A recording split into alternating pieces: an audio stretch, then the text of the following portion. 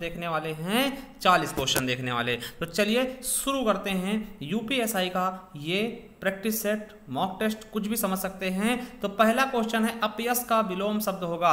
अपयश का विलोम शब्द क्या होगा? यश होगा, विरल होगा, विरज होगा या इनमें से कोई नहीं। तो क्या हो जाएगा दोस्तों? यश होगा, मगर यश दोस्तों इसमें गलत दिखा है, तो सीटी वाला सा होना चाहिए था। ठीक है, तो यश का क्या हो जाएगा? अपयश हो जाएगा। ठीक, यश का कीर्ति भी होता है, ये भी याद रखेगा। ठीक है, तो हमारा सही ऑप्शन ए हो जाएगा। चलिए अगला क्या है? 82 नंबर क्वेश्चन, तकिया किस भाषा का शब्द है? क्या तकिया किस भाषा का शब्द है? बताइएगा।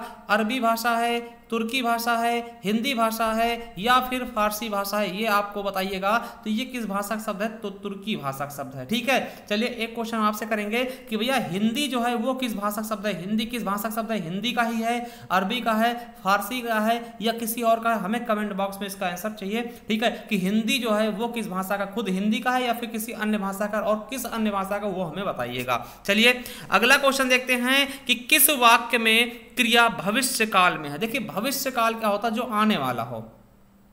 क्या दोस्तों? भविष्य काल क्या होता है? जो आने वाला हो। तो अगर आप देखते हैं कि मैं आपकी प्रतीक्षा करूंगा, मतलब करूंगा, अभी किया नहीं है, ना ही कर रहा हूं, आने वाले समय में। ठीक है, तो यही हमें देखने को मिल रहा है कि यहीं से हम पहचान सकते हैं कि मैं आपकी प्रतीक्षा करूंगा, यानी कि ये भविष्य काल का मैटर चल रहा है। ठीक है, चलिए अगला है भूखे को भोजन दो। क्या? भूखे को भोजन दो, इसमें को कौन सा कारक है? एक चीज समझिएगा कि भूखे को भोजन दो, इसमें कौन सा कारक है? तो आपको एक चीज समझिएगा, यहां पर बच्चे कंफ्यूजन क्या करते हैं कि कर्म को, ठीक है, कर्म लगा देते हैं। मगर एक चीज समझिएगा, वो चीज जो चीज देने के बाद वापसी न ली जा सके उसको हम संप्रदान कारक के अंतर्गत रखते हैं। अब देखिए यहां पे को क्या हो जाएगा? संप्रदान हो जाएगा। क्यों? क्योंकि देखिए अगर आपने भूखे को भोजन दिया, अब उसके बाद उससे आप मांगोगे नहीं। जैसे बहुत बार पूछाता है कि राजा ने प्रजा को वस्त्र दान किया या फिर गरीब को भिक्षा दी। तो दोस्तों भिक्षा देने के बाद वापस नहीं ले सकते, जो चीजें होती हैं हम वापस नहीं ले पाते, वो हमारे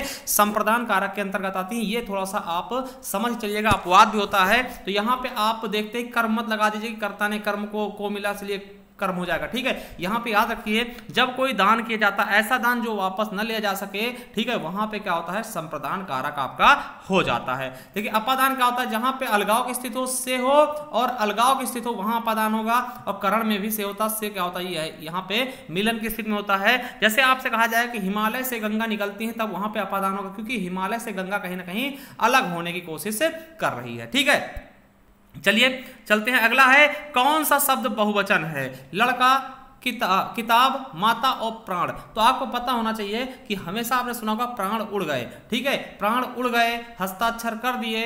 ठीक है, तो ये चीजें दोस्तों हमेशा बहुवचन होती है। तो याद रखेंगे हमारा प्राण शब्द क्या है? बहुवचन है। हस्ताक्षर क्या है? ये भी बहुवचन है। ठीक है, चलिए अगला क्वेश्चन, चिड़िया आकाश में उड़ रही है, इस वाक्य में उड़ रही क्रिया किस प्रकार की है? चिड़िया आकाश में उड़ रही है, तो इस प्रकार से इसमें जो उड़ रही क्रिया है वो कैसी है? तो आपको पता होना चाहिए इसमें कौन सी क्रिया है। तो ये अकर्मक क्रिया है। अब देखिए, अब बच्चे ज्यादातर क्या करते हैं, उनको एक ट्रिक पता होता है कि क्या, कौन, क्या और कहां।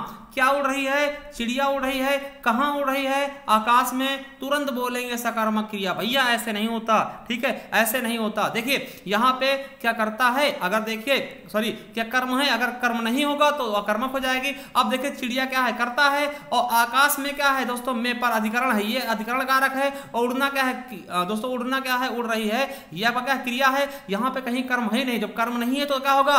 अकर्मक हो जाएगा। समझिएगा, दोबारा समझाते हैं, परेशान मत होइएगा। बच्चे क्या करते हैं कि कौन उड़ रहा है? चिड़िया उड़ रही। कहां उड़ रही? आकाश में। कहेंगे 3, ये आंसर मिले, कहेंगे क्या बोलेंगे कि सकर्मक क्रिया होगा। नहीं, ऐसा बिल्कुल गलत है। आप समझिए, इसमें आप निकालने की कोशिश करिए कि कहीं कर्म है। देखिए चिड़िया क्या है? करता हो गया। चलिए करता खत्म। ठीक है, अब देखिए उड़ रही है, क्या है? ये क्रिया है, ये भी खत्म हो गया। अब आकाश में, देखिए में क्या है? इसके साथ में क्या लगा है दोस्तों? कारक चिन्ह लगा, यानी क्या है? ये अधिकरण कारक है ना। तो यहां पे कर्म है ही नहीं है। जब कर्म नहीं है तो वो क्रिया क्या होती है? अकर्मक होती है, बिना कर्म के हो जाती है। हमारा बिल्कुल सही ऑप्शन हो जाएगा सी नंबर, यानी कि अकर्मक क्रिया हो जाएगा। चलिए अगले क्वेश्चन तरफ पढ़ते हैं कि निम्नलिखित में से कौन सा रासो ग्रंथ आला खंड के नाम से जाना जाता है? दोस्तों बहुत ही इंपॉर्टेंट क्वेश्चन आ चुका है कि कौन सा रासो ग्रंथ आल्हा खंड के नाम जाना था दोस्तों? तो आपको बता दें कौन सा है, परमाल रासो, जिसके रचनाकार कौन है, जगनिक है। कौन है, जगनिक है दोस्तों। हमारा डी ऑप्शन बिल्कुल राइट होगा। और आपको बता दें इसी रासो खंड में आल्हा उदल की वीरताओं का वर्णन किया जाता है, जो कि बुंदेलखंड का एक वीर काव्य भी है। तो याद रखेंगे कि परमाल रासो को आल्हा खंड के नाम जानते हैं, इसके रचयिता जगनिक हैं और इसमें आल्हा उदल का वर्णन है। दोस्तों अगर हम बात करते हैं पृथ्वीराज रासो की, तो दोस्तों ये हिंदी का प्रथम महाकाव्य है। क्या है, ये प्रथम महाकाव्य है। इसमें दोस्तों टोटल कितने सर्ग हैं, समय, इनके सर्ग को हम समय के नाम से जानते हैं, ठीक है। तो टोटल 69 समय थे, जिनमें से दोस्तों 61 की रचना खुद किसने की थी? देखिए पृथ्वीराज रासो के रचयिता कौन थे? तो चंद्र बरदाई ने की थी। और दोस्तों ये 8 इनके जो सर्ग बचते हैं, समय बचते हैं, उनकी रचना इनके पुत्र जल्हड़ ने की। तो कभी कभार क्वेश्चन पूछता है कि पृथ्वीराज रासो को कंप्लीट किसने किया? तो इनके पुत्र जल्हड़ द्वारा किया गया, ठीक है। और एक चीज बता दें, इसी पृथ्वीराज रासो में दोस्तों अकेले 68 छंदों का प्रयोग किया गया, इसीलिए इसको भी हम छंदों का अजायब घर भी कहते हैं। वैसे रामचंद्रिका को भी कहते हैं केशवदास की, ठीक है। तो इसको भी कहते हैं क्योंकि इसमें 68 छंदों का प्रयोग एक बार की किया गया है। और इसे हिंदी का प्रथम महाकाव्य भी कहते हैं, ठीक है। चंद्र बरदाई द्वारा रचित दोस्तों, याद रखेंगे। वही खुमार रासो की बात कर लें तो खुमार रासो दोस्तों किसने लिखा? दलपति विजय ने। किसने? दलपति विजय ने, ठीक है। और इसको दोस्तों रासो साहित्य की प्रथम रचना कहते हैं और यह हिंदी का प्रथम जय काव्य भी है। रासो साहित्य की प्रथम रचना पूछे तो खुमार रासो जाएगा। वही बीसल देव रासो की बात कर लें, देखिए एक चीज समझते रहिएगा। इसमें दोस्तों पहली बार जो है 12 मासा वर्णन किया गया था। 12 मासा क्या होता है? जहां पे दोस्तों पति पत्नी 12 महीने अलग रहते हैं और सभी ऋतुओं का वर्णन किया था, उसे 12 मासा कहते हैं। और इसके रचनाकार कौन है दोस्तों? तो नरपत नाल है। क्या? नरपत नाल है दोस्तों, बीसल देव के नरपत नाल है प्रथम 12 मासा वर्णन। तो एक बार दोबारा बता देते आपको। देखिए इसका सही क्या हो जाएगा आंसर? परमाल रासो हो जाएगा। किसके द्वारा लिखा गया? जगनिक द्वारा। इसमें आल्हा उदल का वर्णन है। वही खुमार रासो की बात करते हैं दोस्तों, खुमार रासो के रचयिता कौन है? दलपत विजय हैं। यह रासो साहित्य की प्रथम रचना और हिंदी का प्रथम जय काव्य भी है। वही बात करते हैं पृथ्वीराज रासो दोस्तों, इसमें टोटल कितने सर्ग हैं? तो आपको बता दें टोटल कितने सर्ग? 69 सर्ग, जिसमें से 68 सर्गों का वर्णन, यानी सर्ग इनको समय के नाम जानते हैं इनके सर्ग को, ठीक है। तो 61 का दोस्तों इन्होंने खुद किया था चंद्र बरदाई ने, और 8 जो बच गए थे उनको किसने लिखा है? तो इनके पुत्र जल्हड़ ने लिखा। और इसे छंदों का अजायब घर भी कहते हैं। और दोस्तों याद रखेंगे आपका बचा बीसल देव रासो। बीसल देव रासो में क्या है? प्रथम 12 मासा का वर्णन है। चलिए अगला है रसनिधि किस कवि का उपनाम है? तो रसनिधि किस कवि का उपनाम है दोस्तों, इसके बारे में बताना है। तो दोस्तों किसका नाम है? पृथ्वी सिंह का। चलिए अब एक है काव्यांश को पढ़कर निम्नलिखित प्रश्नों के उत्तर दीजिए। ओह समय पर उसमें कितनी फलियां फूटी, ठीक है। कितनी सारी फलियां, कितनी प्यारी फलियां, ये धरती कितना देती है, धरती माता कितना देती है अपने प्यारे पुत्रों को। ना समझ पाया था मैं उसके महत्व को, बचपन में छी स्वार्थ लोभवश पैसे बोकर रस प्रसविनी है वसुधा अब समझ सका हूं, ठीक है। इसमें सच्ची समता के दाने बोने हैं, इसमें जन की क्षमता के दाने बोने हैं, जिससे उगल सके फिर धूल सुनहरी फसलें, मानवता की जीवन श्रम में हंसे दिशाएं, हम जैसा बोएंगे वैसा ही पाएंगे। तो अब समझना है दोस्तों, इसमें आंसर देखने हैं दोस्तों। इसमें कवि किसका महत्व नहीं समझ पा रहा है? कभी किसका महत्व नहीं समझ पा रहा है? माँ का, परिश्रम का, या फिर धरती माँ का, या फिर बचपन का? तो दोस्तों एकदम इजी क्वेश्चन है, क्योंकि आपको पता है इसमें हमने बात किसकी की है? धरती माँ की बात की जा रही है। तो धरती माँ का महत्व समझ नहीं पाया है, ठीक है। चलिए अगला है मानवता की सुनहरी फसलें कब उगेंगी? मानवता की सुनहरी फसलें कब उगेंगी दोस्तों? जब हम परिश्रम करेंगे, जब समता और क्षमता के बीज बोए जाएंगे, जब चारों तरफ शांति होगी, या जब धूल सोना उगलेगी। तो दोस्तों इसका बिल्कुल सही ऑप्शन क्या हो जाएगा? जब समता और क्षमता के बीज बोए जाएंगे। दोस्तों इसमें आपको हमने बताया भी है, देखिए ये समता और क्षमता के बीज बोए जा रहे हैं दोस्तों, तभी क्या होगी? इसका सही आंसर हो जाएगा, तभी सुनहरी फसलें निकलेंगी। अगला है कवि ने बचपन में किस भाव से पैसे बोए थे दोस्तों? तो आपको पता है बचपन में क्या होता है दोस्तों? निस्वार्थ भाव होता है ना। मतलब कि एक चीज समझिएगा, बचपन में देखिए इसके अनुसार क्या होगा? कवि ने बचपन में किसके लिए पैसे बोए थे दोस्तों? तो यहाँ पे मैं आपको दिखाना चाहता हूँ, देखिए स्वार्थ और लोभवश, है ना, स्वार्थ और लोभवश पैसे बोए थे। तो याद रखेंगे इसका सही आंसर क्या हो जाएगा? कवि ने किसके वैसे पैसे बोए थे? आपको पता बचपन में लोग पैसे बो दिया करते थे कि इसके पेड़ उगेंगे और बहुत ज्यादा पैसे उगेंगे, यानी कि स्वार्थ और लोभ, लालच में दोस्तों, ठीक है। चलिए तो ये हमने देख लिया पैराग्राफ से।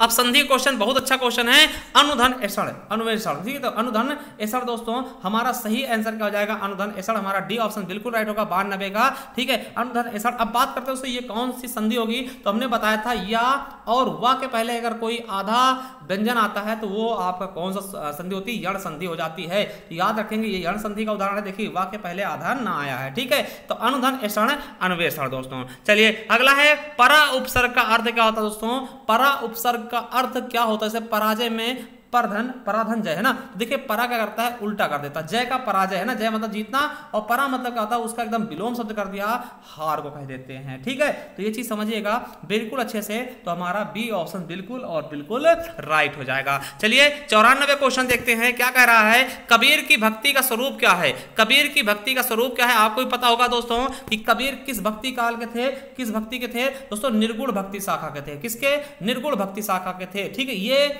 मतलब कि पूजा पाठ का विरोध करते थे, है ना।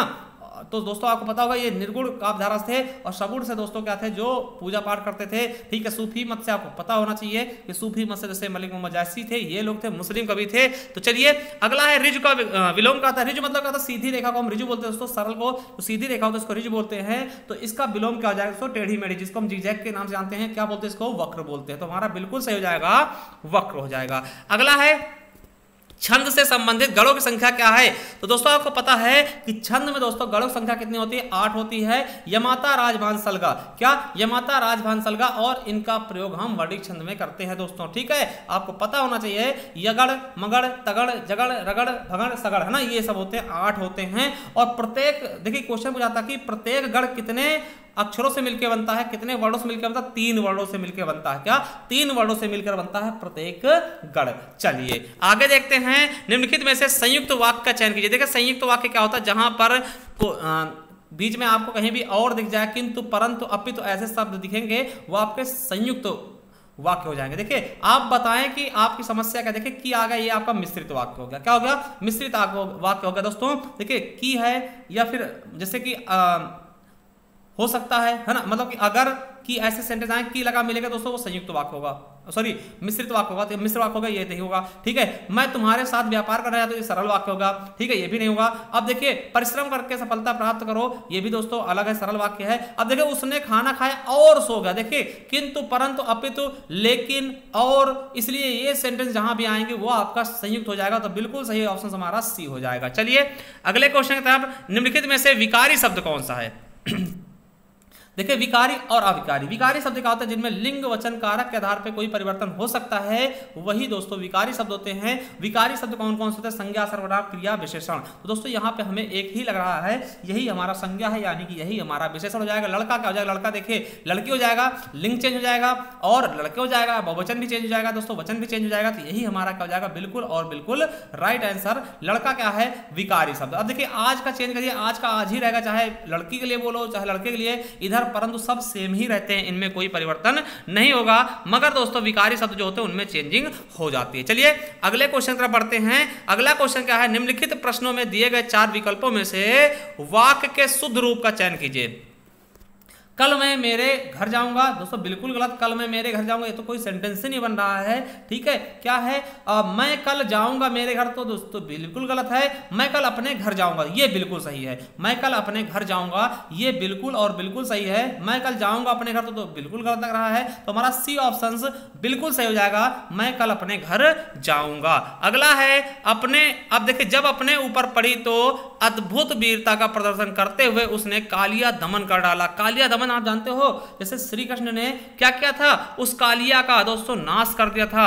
किसका, कालिया का नाश कर दिया था, यानी उसने क्या किया था दोस्तों, अपने शत्रु को मार दिया था। तो दोस्तों आपको पता है कि जब अपने ऊपर पड़ी तो अद्भुत वीरता का प्रदर्शन करते हुए उसने अपने शत्रु को मार डाला, यानी कि कालिया दमन कर डाला। इसका मतलब क्या होता है, शत्रु को मार डालना, क्या शत्रु को मार डाला, शत्रु को मार डालना। दोस्तों बिल्कुल सही ऑप्शन हमारा बी हो जाएगा। चलिए आगे देखते हैं कि तिरंगा में कौन सा समास है। देखिए तिरंगा में कौन सा समास है दोस्तों, तो आपको बताना है। अब देखिए यहां पर समझिएगा, यहाँ पे द्वंद्व क्या होता है, माता और पिता, ये होगा नहीं, अव्यय भाव होगा नहीं, तत्पुरुष हो नहीं सकता, द्विगु समास हो जाएगा दोस्तों, बिल्कुल सही। क्योंकि देखिए यहाँ पर तिरंगा, देखिए 3 यहाँ पे द्विसंख्यावाचक शब्द आया है। अब देखिए ये बहुब्री भी जा सकता था, क्योंकि दोस्तों आपको पता है तिरंगा क्या है, राष्ट्रीय ध्वज है, ठीक है। तो यहाँ पे बहुब्री ऑप्शन नहीं है, थोड़ा सा विभेद हो सकता था। तो दोस्तों बिल्कुल सही ऑप्शन हमारा द्विगु हो जाएगा, हम द्विगु की तरफ चले जाएंगे, क्योंकि यहाँ पे बहुब्री ऑप्शन में नहीं है। देखिए कभी कभार क्या होता है, बहुब्री भी मानते हैं और द्विगु समास भी मानते हैं, क्योंकि दोस्तों तिरंगा देखिए 3 रंगों का झंडा जो है दोस्तों, अर्थात हमारा क्या हो जाएगा, राष्ट्रीय ध्वज हो जाएगा, इसलिए थोड़ा दिक्कत होती, मगर यहाँ पे कोई कंफ्यूजन की चीज ही नहीं है। यहाँ पे अलग से कोई मतलब 2 ऑप्शन दिए ही नहीं है, ठीक है। चलिए तो हमारा द्विगु ऑप्शन बिल्कुल सही होगा, ठीक है। और द्विगु के बता दें इसमें क्या होता है दोस्तों, एक क्या होता है, संख्यावाची होता है। चलिए अगला है, जब किसी सामान्य बात का विशेष बात से तथा विशेष बात का सामान्य बात से समर्थन किया जाए, वहां पे कौन सा अलंकार होता है, तो आपको बता दें वहां पे अर्थान्यास अलंकार हो जाता है दोस्तों, ठीक है। याद रखेंगे, देखिए विरोध सही, इसी ऑप्शन हमारा बिल्कुल राइट होगा। विरोधाभास का होता है दोस्तों, जहां पर हम किसी चीज का विरोध कर सके, ठीक है, जैसे भर लाऊं सीपी में सागर, प्रिय अब मेरी हार विजय, क्या वहां पे क्या हो जाएगा, विरोधाभास हो जाएगा। जहां पे संदेह हो दोस्तों, सारी बिच नारी है कि नारी बिच सारी है, सारी ही की नारी है कि नारी की ही सारी है ना, वहां पे संदेह हो रहा है दोस्तों, वहां पे संदेह अलंकार होगा। विशेषोक्ति क्या होता है दोस्तों, जहां पे कारण के होते हुए भी काम ना हो पाए, जैसे पानी बिच मीन, मीन प्यासी, मैं सुन सुन आवे हंसी दोस्तों, वहां पे विशेषोक्ति अलंकार हो जाएगा। और ये विभावना का उल्टा अलंकार होता है, विभावना का उल्टा क्या होता है, विशेषोक्ति अलंकार होता है, ठीक है। जिस प्रकार उपमा का उल्टा कौन सा होता है, प्रतीप अलंकार। चलिए अगला क्वेश्चन आपके लिए, छायादार किस उदाहरण का है, किसका उदाहरण दोस्तों, छायादार, समझिएगा। वे शब्द जो दोस्तों 2 अलग अलग शब्द होते हैं और अलग अलग भाषाओं के होते हैं, उनको मिलाकर के एक शब्द बनाए थे, वो दोस्तों संकर शब्द कहलाता है। जैसे छाया दोस्तों, ये हिंदी शब्द है, दार क्या फारसी का है, दोनों मिला दे गए, हिंदी और फारसी शब्द मिला देगा दोस्तों, क्या बन गया, एक नया शब्द बन गया। ऐसे रेलगाड़ी दोस्तों, रेल शब्द अंग्रेजी का है और गाड़ी हिंदी का दोस्तों, मिल गया रेलगाड़ी बन गया। तो यानी ये समझेंगे कि 2 अलग अलग भाषाओं के शब्दों को मिलाकर जब एक शब्द बनाया जाता है, उसे हम कहते हैं संकर शब्द। क्या बोलते हैं, संकर शब्द, याद रखेंगे, संकर शब्द हो जाएगा। चलिए अगला है, हिंदी शब्दकोश में ज्ञा वर्ण किस वर्ण के बाद आता है, तो आपको पता होगा कि दोस्तों अपने हिंदी वर्णमाला में 4 ऐसे शब्द होते हैं, छत्रंग ज्ञास्रा, छत्रंग और ज्ञा और स्रा दोस्तों, ये चीज आप याद रखेंगे, यहां से क्वेश्चन बनते हैं। तो देखिए आपको बता दें, जो ज्ञा होता है वो किससे मिलकर बनता है, जा और इया से, जा और प्लस इया से। वहीं स्रा किससे, ये छत्रंग कैसे मिलकर बनता है, का और सा से, का और प्लस खा खटकोड़ा से। और त्रा किससे मिलेगा, तो ता और रा से। और स्रा किससे मिलकर बनता, तो सा और रा से। दोस्तों अगर वर्णमाला की बात करते हैं, तो वर्णमाला में अगर हम उससे पूछा जा रहा है छा के, ये ज्ञा किसके बाद आता है, तो आपको बता दें जा के बाद दोस्तों झा नहीं आता, जा के बाद इया ही आता है। क्योंकि देखिए आप इसे समझिएगा, क्योंकि दोस्तों ये ज्ञा किससे मिलकर, जा और इया, तो जिससे मिलकर बनेगा दोस्तों उसके बाद आएगा। जैसे पूछेंगे ज्ञा किसके बाद आता है, तो जा के बाद आएगा, ठीक है। तो हमारा बिल्कुल सही हो जाएगा, जा हो जाएगा। अब देखिए अगर आपसे पूछते छा छत्री किसके बाद आएगा, तो ये का और सा से बनता, तो यानी का के बाद छा छत्री आएगा। अगर पूछते ता त्रिशूल किसके बाद आएगा, तो ता के बाद दोस्तों ता त्रिशूल आएगा। अगर पूछते स्रा किसके बाद आएगा, तो सा सीटी के बाद स्रा आ जाएगा, ठीक है। तो ये चीज समझिएगा बिल्कुल अच्छे से। तो हमारा बिल्कुल सही ऑप्शन हो जाएगा, ज्ञा किसके बाद आएगा, तो जा के बाद ज्ञा आता है। चलिए अगला है, निम्नलिखित में से मात्रिक छंद कौन सा है, मात्रिक छंद, तो दोहा, इंद्रवज्जा, सवैया दोस्तों, तो दोहा हमारा आ जाएगा, इसमें 13-11 मात्राएं होती है। और पता है कि दोस्तों इसका उल्टा होता है सोरठा, जिसमें 11-13 मात्रा होती है। तो पूछ लिया जाता है कि दोहे का उल्टा कौन सा छंद होता है, तो सोरठा होता है। बाकी ये क्या है दोस्तों, ये आपके क्या है, वर्णिक छंद है, ठीक है। चलिए अगला है, मेखलाकार पर्वत अपार अपने सहस्त्र द्रग सुमन फाड़ अवलोक रहा था बार बार नीचे जल में निज महाकार। दोस्तों इसमें कौन सा अलंकार है, तो दोस्तों बिल्कुल सही आपका ऑप्शन क्या हो जाएगा, इसमें दोस्तों आपका 106 नंबर क्वेश्चन का बिल्कुल सही ऑप्शन हो जाएगा बी नंबर, यानी कि रूपक अलंकार, इसमें रूप दे दिया गया है, ठीक है। चलिए अब दोस्तों उपमा क्या होता है, उपमा में तुलना कर दी जाती है। उत्प्रेक्षा में दोस्तों क्या होता है, संभावना प्रकट की जाती है। यमक में क्या होता है, कोई शब्द 2 बार आता है, 1 से अधिक बार आता है, उसके अर्थ भी अलग अलग होते हैं। चलिए अगला है, बीसल देव रासों का अंगिरस है दोस्तों, बीसल देव रासों का अंगिरस क्या है, हमने अभी बीसल देव रासों के बारे में बताया कि दोस्तों इसमें क्या है, नरपत नाल ने लिखा है और यह प्रथम 12 मासा वर्णन इसमें किया गया है। दोस्तों इसका जो रस है दोस्तों वो कौन सा है, तो श्रृंगार रस है। आपको बताया हमने कि इसमें दोस्तों मतलब कि प्यार वाली वियोग श्रृंगार का वर्णन किया गया है। चलिए अगला है रिपोर्ताज शब्द किस भाषा का है, तो रिपोर्ताज शब्द दोस्तों किस भाषा का है, तो फ्रेंच भाषा का है। और दोस्तों आपको पता होगा रिपोर्ट से संबंधित है, ठीक है, रिपोर्ट से संबंधित है, जैसे रिपोर्ट एफआईआर का बनाते रिपोर्ट, दोस्तों रिपोर्ताज उससे संबंधित है। ये फ्रेंच भाषा का शब्द है दोस्तों रिपोर्ताज, ठीक है। और आपको बता दें कि दोस्तों प्रथम रिपोर्ताज कौन सा है, क्वेश्चन पूछ लिया कि हिंदी का प्रथम रिपोर्ताज कौन सा था, लक्ष्मीपुरा। कौन सा है, लक्ष्मीपुरा।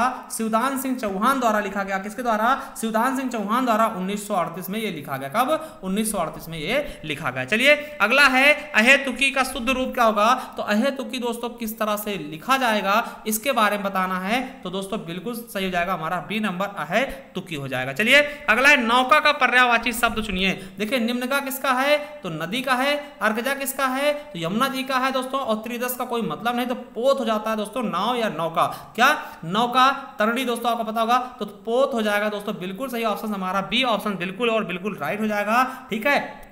चलिए अगले क्वेश्चन की तरफ बढ़ते हैं कि अष्टछाप के सर्वश्रेष्ठ भक्त कवि के रूप में किसका नाम लिया जाता है, तो अष्टछाप का सर्वश्रेष्ठ भक्त कवि कौन सा है इसके बारे में आपको बिल्कुल अच्छे से बताना है। तो आपको पता होना चाहिए सूरदास को दोस्तों अष्टछाप का जहाज भी कहते हैं, ठीक है। तो सूरदास बिल्कुल सही हो जाएंगे। और आपको बता दें क्वेश्चन देखिए अभी हाल ही में एक पेपर में पूछा गया था कि अष्टछाप का मतलब कि गठन कब हुआ था, तो 1565 में। कब हुआ था, तो 1565 में। ये डेट याद रखेंगे। अब देखिए अष्टछाप है क्या, दोस्तों आपको बता दें दो गुरु थे, एक थे विट्ठलनाथ। क्या, एक थे विट्ठलनाथ, याद रखेंगे क्या नाम था, विट्ठलनाथ। चाहिए तो आप लिख भी सकते हैं दोस्तों, क्या इनको लिख भी सकते हैं, हम जो बता रहे हैं उसको लिखते जाइएगा।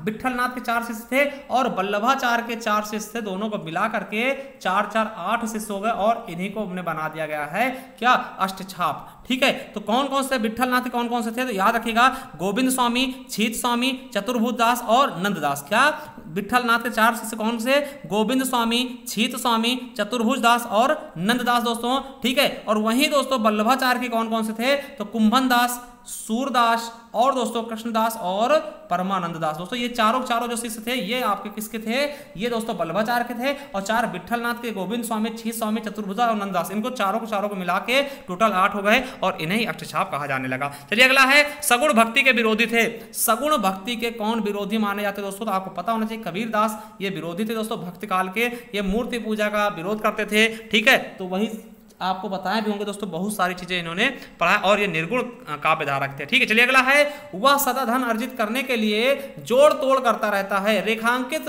मुहावरे का सही अर्थ क्या होगा, जोड़ तोड़ का मतलब क्या होता है ये आपको बताना है।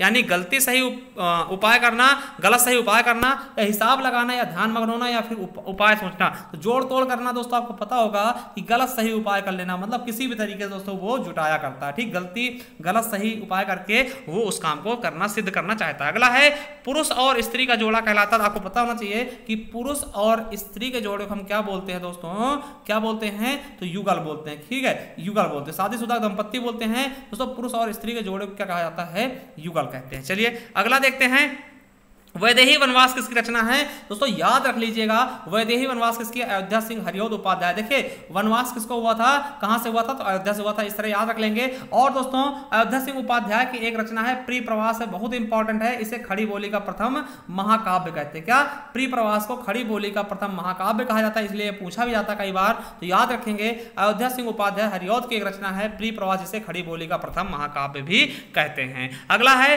हा राम प्यारे जीवित रहो किसके सहारे। देखिए यहाँ पे रोने होने की बात की जा रही है, इसलिए यहाँ पर दोस्तों हाय राम के द्वारा कह रहे हैं हम किसके सहारे जीवित रहेंगे, यानी कोई मर चुका है दोस्तों। तो यहाँ पर करुण रस हो जाएगा, क्या हो जाएगा, करुण रस की पंक्तियां हैं ये, ठीक है। चलिए आगे देखते हैं दोस्तों।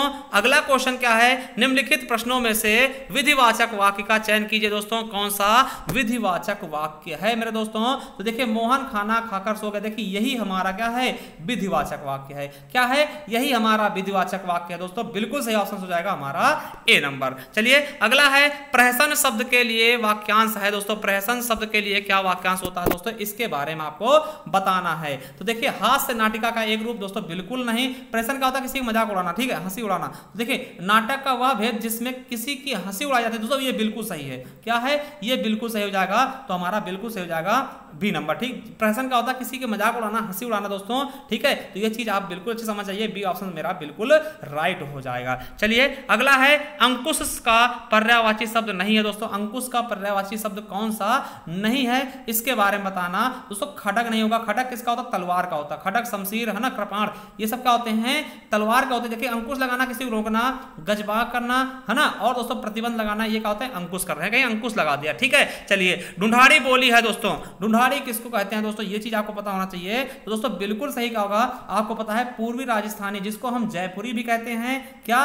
जयपुरी, समझिएगा, पूर्वी राजस्थानी, इसी को हम दोस्तों क्या बोलते हैं? जयपुरी भी कहते हैं। क्या कहते हैं? जयपुरी बोलते हैं, या फिर जयपुरिया भी बोलते हैं। क्या बोलते हैं? जयपुरिया भी बोलते हैं, और इसी को ढूंढाड़ी भी कहा जाता है। ये क्वेश्चन कई बार पूछा जा चुका है। तो पूर्वी राजस्थानी हमारा सही आंसर होगा।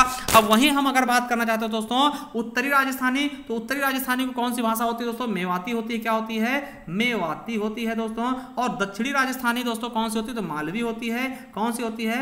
मालवी होती है दोस्तों। और पश्चिमी राजस्थानी क्या होती है? मारवाड़ी होती है। क्या होती है? पश्चिमी कौन सी होती है? मारवाड़ी होती है। तो चलिए दोस्तों ये आज के पूरे क्वेश्चन हमने करवा दिए हैं।